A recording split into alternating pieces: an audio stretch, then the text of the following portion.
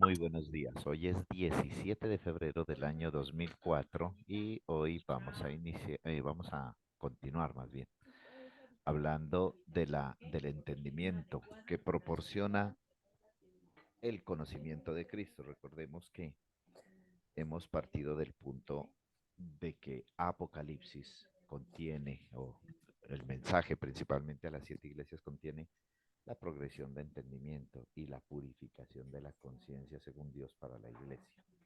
Desde ese punto hemos empezado pues a avanzar, a compartir y a expresar el conocimiento que aquí hemos ya adquirido. Entonces, hace 8 días, Socorrito, estábamos hablando de de esta primera expresión, cuando Juan dice: Juan a las 7 iglesias que están en Asia. Gracia y paz a vosotros, del que es, el que era y el que ha de venir. Explicamos eso, que habla pues de la permanencia, no solo de la manifestación, sino de la posterior permanencia y glorificación del Espíritu de Dios o del Espíritu de Cristo en el mundo. Los 7 espíritus, ¿usted puede investigar los 7 espíritus? Bueno, muy bien, entonces Sí, señor. vamos a darle lugar a Socorrito para que nos haga lectura de esa parte. Mira. Entonces, Socorrito, le voy a ceder la palabra para que usted, por favor, exponga lo que encontró acerca de los 7 espíritus. Siga, Socorrito.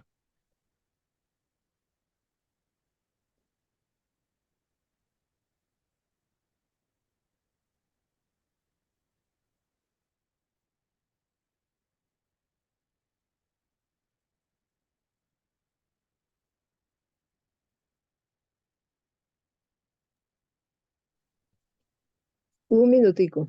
Lo tiene en su computadora en Word? Sí. Sí, señor, espere un momentico. Tranquila, sí, aquí estoy pendiente. Cuando usted quiera, inicie, Socorrito. Ya le cedí la palabra a usted. Dice, buenos días a todos los que nos oirán más adelante. Eh, Encontré sobre los 7 espíritus lo siguiente. En la Biblia Reina Valera se hace referencia a los 7 espíritus de Dios en diferentes pasajes, como en Apocalipsis 1:4. 1:4, donde se menciona los 7 espíritus que están delante de su trono. Sin embargo, la interpretación de este concepto ha sido objeto de debate entre los estudiosos de la teología. Según algunos, los 7 espíritus de Dios representan las diferentes facetas del Espíritu Santo, mientras que otros creen que se refieren a ángeles con funciones específicas. También hay quienes argumentan que estos 7 espíritus son una representación simbólica de la perfección divina. No obstante, independientemente de la interpretación que se le dé, es indudable que los 7 espíritus de Dios tienen una gran importancia en la teología cristiana y su estudio puede llevar a una mayor comprensión de la naturaleza divina. El significado de cada espíritu de Dios. Primero, el espíritu de Jehová. Este espíritu representa la presencia de Dios en la tierra y trae consigo la sabiduría divina y la fuerza para cumplir su voluntad. Segundo, el espíritu de sabiduría. Este espíritu otorga la capacidad de comprender y discernir la verdad de Dios, así como la habilidad para tomar decisiones sabias y justas. El espíritu de inteligencia. Este espíritu permite a las personas entender la verdad de Dios en un nivel más profundo y aplicarla a su vida cotidiana. También proporciona la capacidad de aprender y adquirir nuevos conocimientos. El espíritu de consejo. Este espíritu guía a las personas en la toma de decisiones importantes y les da la capacidad de aconsejar a otros según la voluntad de Dios. El espíritu de fortaleza. Este espíritu da fuerza y capacidad para superar los obstáculos y enfrentar los desafíos con valentía y determinación, incluso en los momentos más difíciles. Me pareció hermoso. El espíritu de conocimiento. Este espíritu permite a las personas adquirir un conocimiento profundo de la palabra de Dios y de su voluntad para sus vidas. El espíritu de temor de Jehová. Este espíritu produce una reverencia y respeto profundo por Dios, así como una conciencia clara de su presencia y su poder en nuestras vidas. Los 7 espíritus de Dios se mencionan varias veces en el libro del Apocalipsis. Apocalipsis 1, 4 y 5. Juan a las 7 iglesias que están en Asia, gracia y paz a vosotros, del que es y que era y que ha de venir, y de los 7 espíritus que están delante de su trono, y de Jesucristo. El Apocalipsis 3:1 escribe al ángel de la iglesia en Sardis, el que tiene los 7 espíritus de Dios. Apocalipsis 4:5 y del trono salían relámpagos y truenos y voces, y delante del trono ardían 7 lámparas de fuego, las cuales son los 7 espíritus de Dios. Apocalipsis 5:6 y miré y vi que en medio del trono y de los 4 seres vivientes y en medio de los ancianos estaba en pie un cordero como inmolado, que tenía 7 cuernos y 7 ojos, los cuales son los 7 espíritus de Dios enviados por toda la tierra. La identidad de los 7 espíritus no es explícita en el pasaje, aunque resulta bastante sencillo llegar a una correcta interpretación. Los 7 espíritus no pueden ser 7 seres angélicos, como serafines o querubines. Debido al contexto de Apocalipsis 1:4, Juan dice que la gracia y la paz vienen a las iglesias de 3 fuentes: el que es, el que era y el que ha de venir. Versículo 4. Los 7 espíritus que están delante del trono, versículo 4, y Jesucristo, versículo 5, esta es una representación de la Trinidad. La gracia y la paz son dadas por el Padre, el Hijo y el Espíritu Santo, las 3 personas coiguales de la divinidad. En Apocalipsis 3:1 Jesús sostiene los 7 espíritus de Dios. En Juan 15:26 Jesús envía el Espíritu Santo de parte del Padre, de parte del Padre. Ambos pasajes sugieren la función superior del Hijo y la función subordinada del Espíritu Santo. En Apocalipsis 4:5, los 7 espíritus de Dios están simbolizados como 7 lámparas encendidas que están ante el trono de Dios. Esta imagen concuerda con la visión de Zacarías, en la que ve al Espíritu Santo simbolizado como un candelero. Ay, se me apagó. Simbolizado. Un candelabro todo en oro con un depósito encima y sus 7 lámparas encima del candelabro. En Apocalipsis 5:6, los 7 espíritus son los 7 ojos del Cordero y son enviados por toda la tierra. Los 7 ojos hablan de la omnisciencia del Espíritu y del Cordero, y el hecho de que sea enviado a toda la tierra habla de su omnipresencia. Una vez que identificamos a los 7 espíritus como el Espíritu Santo, la pregunta que queda es, ¿por qué hay 7 de él? La Biblia y especialmente de la Biblia y especialmente el libro de Apocalipsis utiliza el número 7 para referirse a la perfección y la finalización. La visión de Juan incluye una imagen del Espíritu Santo perfecto y completo. En Isaías 11:2 también hace referencia al Espíritu Santo usando una descripción séptuple: y reposará sobre él el Espíritu del Señor, el Espíritu de sabiduría y de inteligencia, el Espíritu de consejo y de poder, el Espíritu de conocimiento y de temor del Señor. La profecía es que el Mesías tendrá poder no por 7 espíritus individuales, sino por el Espíritu mismo, descrito de 7 maneras: el Espíritu del Señor, el Espíritu de sabiduría, el Espíritu de inteligencia, el Espíritu de consejo, el Espíritu de poder, el Espíritu de conocimiento y el y el espíritu del temor del Señor. Los 7 espíritus de Dios en el libro de Apocalipsis son, pues, una referencia al Espíritu Santo en la perfección de su múltiple ministerio. Hasta ahí, mi pastor. Excelente, Socorrito. Muy bien, excelente me parece lo que ha usted extractado de allí. Me parece que, bueno, ese es dentro de todo el estudio de la teología, pues, de la teología cristiana, ¿no, Socorrito? Dentro de esa teología cristiana vemos que la realidad de, de la interpretación acerca de los espíritus, pues, de Jehová tiene que ver es con lo lo que nosotros, no tiene nada que ver con lo que nosotros, pues, estamos trayendo aquí a luz acerca de cómo funciona y hoy el Espíritu de Dios en el mundo. Partimos de un punto en el que hemos sido relevantes y muy constantes.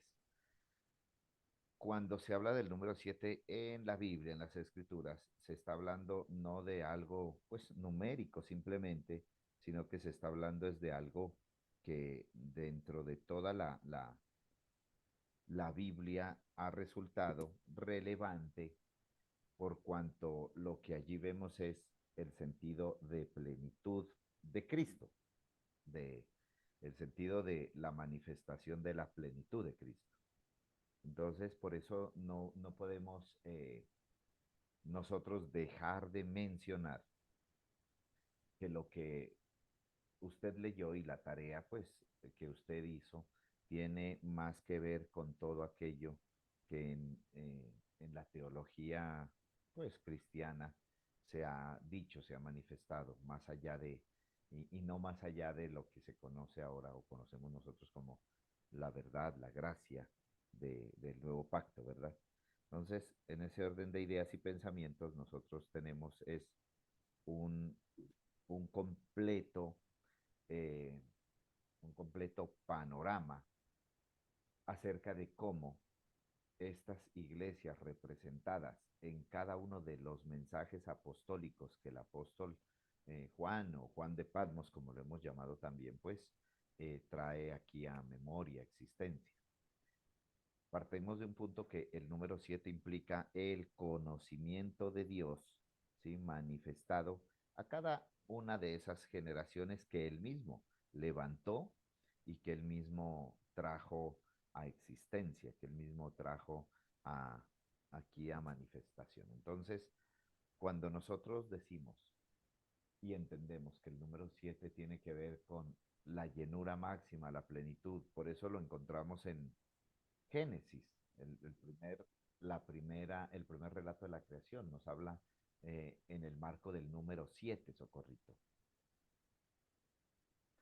En en ese primer relato bíblico que nos habla de que en 6 días creó todo y al séptimo día descansó Dios, y junto con este mensaje a las 7 iglesias vamos a tener que mirar cómo hacemos para unir el relato de Génesis capítulo 1 con el relato de Apocalipsis, capítulos 1 al 3, donde se nos habla del entendimiento divino. Entonces, esa va a ser una tarea que nos va a quedar aquí de este tiempo que vamos nosotros a participar en estas clases. Vamos a ir a Génesis 1 y vamos a tenerlo vamos a tener que hacer paralelos, correcto. Génesis 1, Apocalipsis, el mensaje a las iglesias.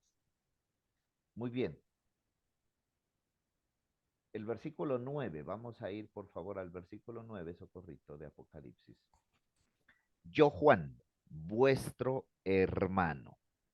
Aquí a mí me encanta considerar y que juntos también podamos considerar el uso que se hace de las palabras, ¿no? De las traducciones. Yo, Juan, vuestro hermano y copartícipe vuestro en la tribulación. Juan está diciendo que él va a hablar primero como hermano. Esa palabra es muy importante porque refiere, Socorrito, eh, el entendimiento que Juan tiene acerca de cómo él está relacionado con los creyentes de su generación. Dice, yo soy su hermano, Juan, vuestro hermano. O sea, él no va a hablar desde un nivel espiritual más alto en cuanto a la relación que él tiene o cómo él ve su relación con los demás creyentes. Por eso aquí dice Juan, su hermano. Recuerde que la iglesia en ese tiempo pues era una sola, no como ahora que hay tantas denominaciones. Ahí en realidad sí la iglesia era una sola expresión. Entonces dice, yo Juan, vuestro hermano y copartícipe vuestro en la tribulación. Ahí también es importante ese punto. Juan dice que también era perseguido. Juan dice que también padecía tribulación, que él no estaba hablando desde, diríamos, desde lo lejos, sino que él mismo había sido atribulado, perseguido, encarcelado y puesto pues preso en una isla como la de Patmos. Ahí dice, vuestro hermano, copartícipe en la tribulación, también dice en reino. Juan dice que también aquí participaba en la expresión del reino, interesante eso. Necesitamos tenerlo siempre en cuenta.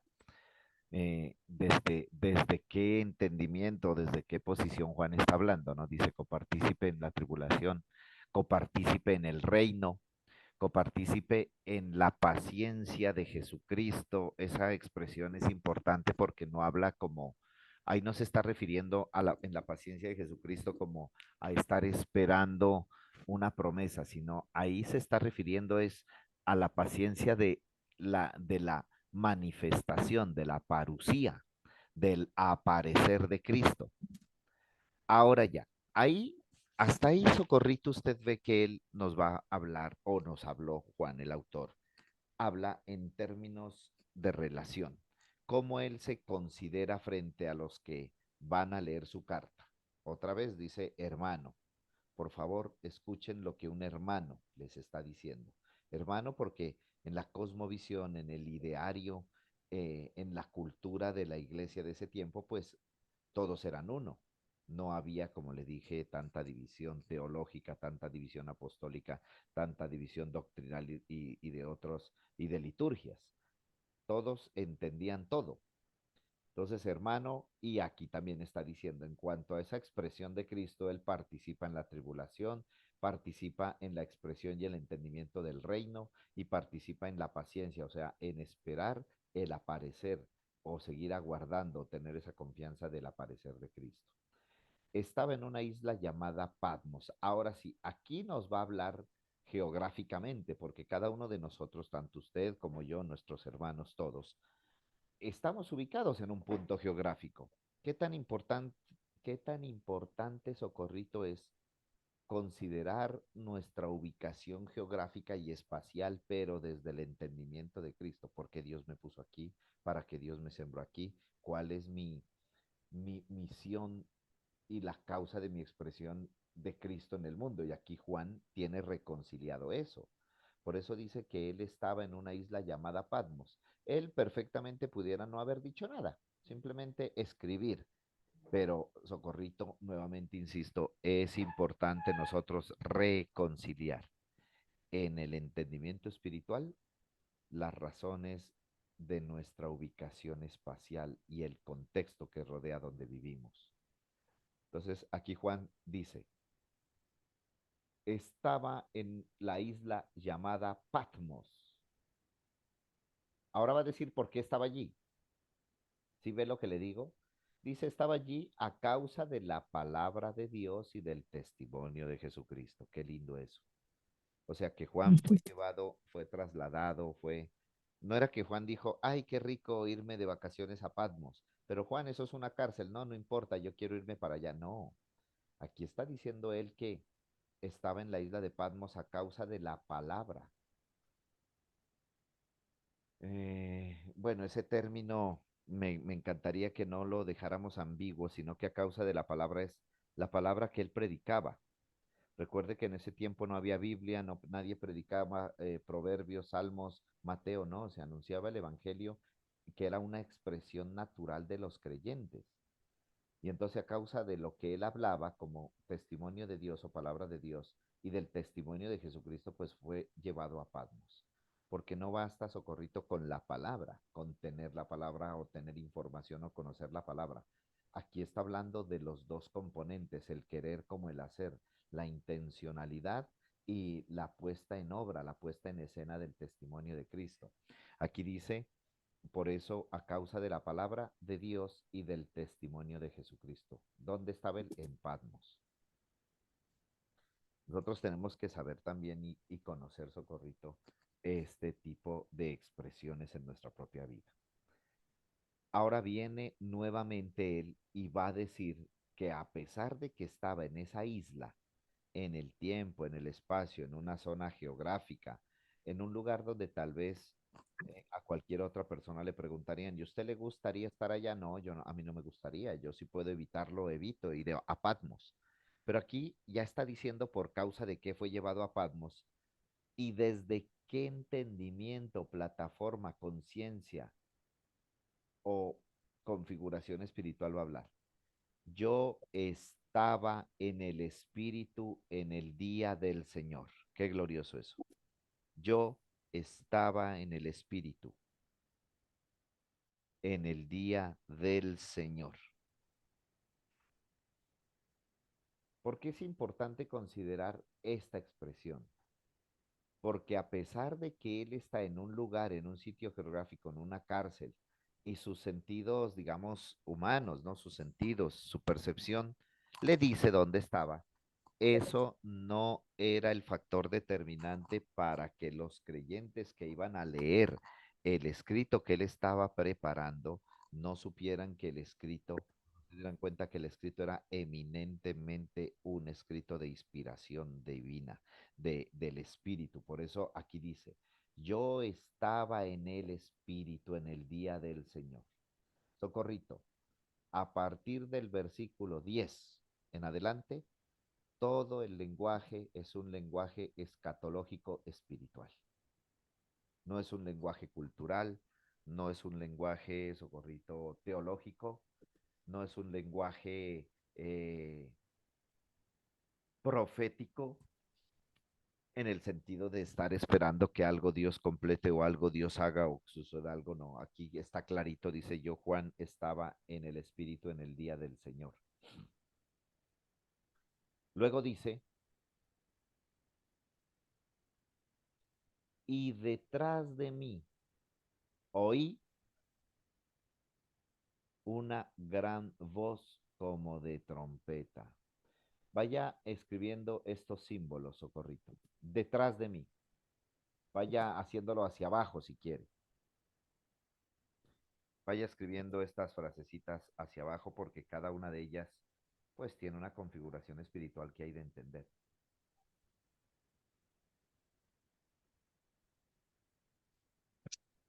Perdone, la primera es en el espíritu. Juan estaba en el espíritu. Escriba entonces en el espíritu, luego más abajo en el día del Señor.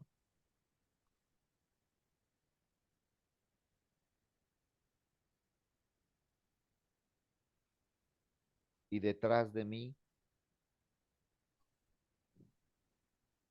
escriba detrás de mí, luego escriba voz como trompeta.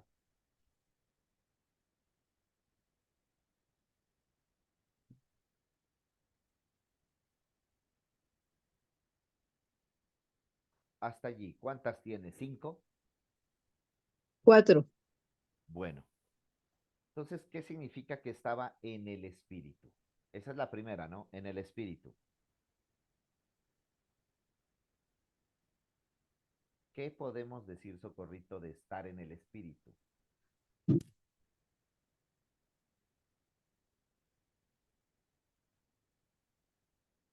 ¿A qué se puede referir, Socorrito, para usted esa expresión? Que Juan estaba en el espíritu. ¿Qué significa para usted? ¿O qué podemos decir de esa expresión?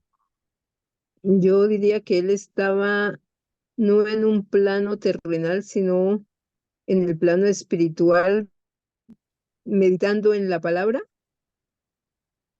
Elevemos el concepto, Socorrito. Si estaba en el espíritu, no que estaba, está en una conexión ajá, no estaba perfecta con Dios. oyendo con absolutamente ningún sentido humano. Ajá. Espíritu, por lo tanto, sus sentidos, si es que estos sentidos que tenemos en algún momento nos sirven para, aunque yo creo que no, estaba en el espíritu. Por eso dice, él de una vez dice, yo estaba en el espíritu, estaba en el espíritu. O sea que podríamos O decir, sea, está con los estaba en otra dimensión de entendimiento, podríamos decir, estaba en un plano espiritual superior a cualquier meditación, estaba en un éxtasis, Ujú. estaba en una, en una dimensión en donde solamente el Espíritu de Dios podría enseñar y manifestar y hacer entender lo que está sucediendo. Conclusión, estar en el Espíritu implica que no hay participación ni de Humano. alguna en cuanto a nuestros sentidos corporales humanos, ¿ok? ¿Que no hay participación de qué? Dijo, que no se cortó. Que no hay socorrito ninguna participación ni decisión de los sentidos humanos, de lo sensorial y sensitivo humano. Por eso es en el Eh, espíritu. Si es en el espíritu, es que el espíritu es el que está fluyendo y enseñando todo. ujú. Entonces, estaba yo en el espíritu, dice allí,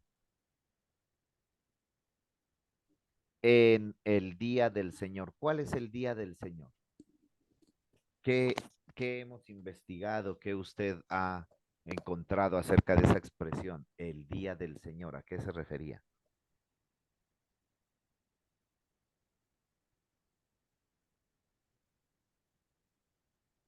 El día del Señor no es un día en el tiempo, digamos así, porque eso es lo que hemos investigado, ¿no? En cuanto a las profecías, que el día del Señor no es un tiempo cronológico, sino que es en un tiempo, en el tiempo del Señor. Para nosotros, pienso yo que el día del Señor, para todos tenemos un día del Señor y es todos los días. No es que estamos esperando algo que venga, sino que el día del Señor ya lo tenemos todos. Perfecto, Socorrito. Eso está muy bien. Eso es una realidad para nosotros hoy como generación y como creyentes de Cristo en esta generación. Pero para ellos, para en ese tiempo, para Juan y los y los que iban a leer su carta, ¿qué era para ellos el día del Señor?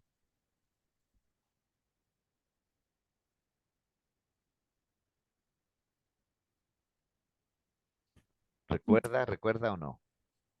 No, no recuerdo, pastor.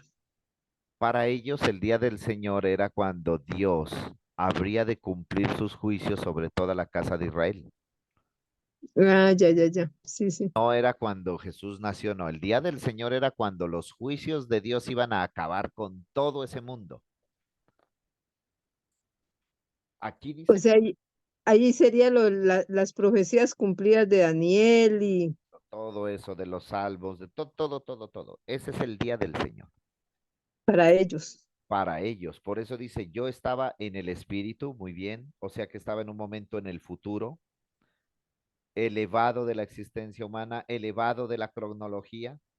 En el día del Señor, pues obviamente lo que acabamos de decir, en el día cuando Dios iba a ejecutar y a cumplir su palabra, en el día del Señor. Ujú. Eso es muy importante porque digamos, tiempo y espacio. En el tiempo y espacio donde estaba Juan, hablando en términos espirituales, pues Juan estaba en una dimensión elevada porque dice en el espíritu. ¿Y en qué fecha? En el día del Señor. O sea, en el tiempo y en el espacio, Juan de Patmos estaba en un momento en el futuro. Ujú. En un momento en el futuro. Ok. Luego empiezan a trabajar los sentidos espirituales. Socorrito tenga la bondad y coloque allí. Investigar cuáles son los sentidos espirituales.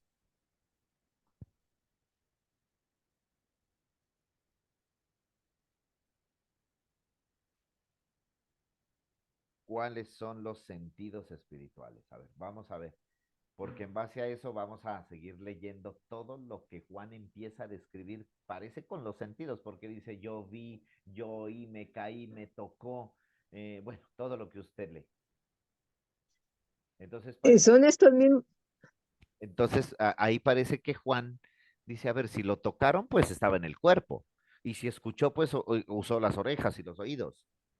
Y si Ujú, usó los ojos. A ver, vamos a ver cuáles son los sentidos espirituales que encontramos, ¿vale? ujú. Pero eso son nuestros mismos sentidos. Por ejemplo, los ojos, dice, habla de los ojos espirituales, pero no son estos ojos, sino los ojos en el espíritu. A ver, vamos a ver qué listado usted encuentra de sentidos espirituales. Yo tengo uno. Vamos a compararlo, a ver qué dice. Ujú, Muy bien, Socorrito, entonces. Ahí estamos firmes en la causa eterna. Glorioso este tiempito. Muy bueno. A mí se me abre mucho el entendimiento compartiendo este pasaje de Apocalipsis 1. Uf, usted no sabe cómo fluyo. ay, sí, qué bueno, mi pastor, así me fluyera a mí también. Pero todo a su tiempo, Socorrito, tranquila, que nosotros estamos determinados por la intervención soberana de Dios en nuestra vida. Somos de Cristo y todo lo que hacemos y decimos es por causa de Cristo. Ujú, así es. Bueno, vamos a dejar hasta allí, damos por finalizada esta sesión con las tareas, bueno, que están pendientes, las investigaciones y las actividades, mi querida Socorrito.